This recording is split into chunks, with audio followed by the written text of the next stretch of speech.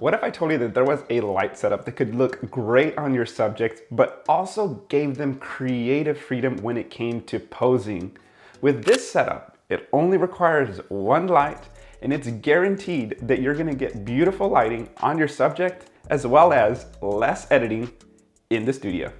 Let's take a look at what I think is the perfect light setup in the studio, and let's cover todo el pedo. In order to create this setup, you're gonna need two key ingredients. And the first one being, I highly recommend that you use a beauty dish, because the beauty dish provides light that's perfect blend between soft light and hard light. It's right in the middle, and I feel it gives me that extra little bit of pop that I like in my images. Now they come in various different sizes. For example, I have the 24-inch and I have the 36-inch, which in this case, I'm using the Manny Ortiz 36-inch beauty dish. And the reason why I like this specific modifier is because it gives me that beautiful spread of light because of the size. But like I said, it also gives me that little bit of punch because it's a beauty dish. But keep in mind that you can also use a softbox or an umbrella for this setup. And once you have your modifier, you're gonna position this in a butterfly light position, which means above your subject, angle down until you have the catch lights in the upper middle part of the eye. Now there's a couple of booms that I recommend. Every time I post this on Instagram, I get the same questions. Which equipment am I using? So if I'm using a bigger strobe, I'm gonna be using the Avenger boom, which I'll have linked in the description. But if you're using a light setup, maybe with a speed light or with a 200-watt strobe, I'll have another mini boom that will also work great in the studio.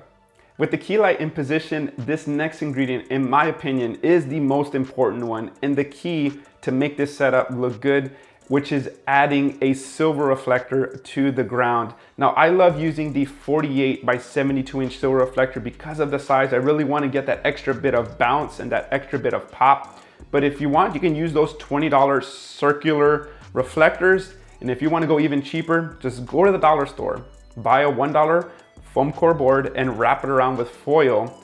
But the point is you just need a little bit of bounce to fill in a little bit of those shadows. And the reason I believe this looks great is because remember that beauty dish. It's that perfect blend between soft light and hard light. So we're already getting a nice pop with that beauty dish, but now we add a silver reflector to the ground. Because the light is positioned in that butterfly light position, the light is bouncing off of that silver reflector, bouncing in and filling in those shadows, giving the image even more of a pop. As we look at these photos with Amelie, this shoot is what inspired this video. And it was the fact that she had never modeled before. She'd never posed. And because of this light setup, we talked about this, is that it looks great and we don't have to worry about directing the subject as much. Because, you know, when I used to do Rembrandt lighting in the studio, it's fantastic. It's one of my other favorite ones. But one of the problems is sometimes if the subject turns their nose too much, they get unflattering shadows, or maybe sometimes you miss the catch lights and you have to move the light from time to time. This light setup gives me that flexibility of always looking great, but more importantly is that I'm not worried about directing and positioning the light so much, is now I'm able to communicate and focus on the subject, which I think is very important.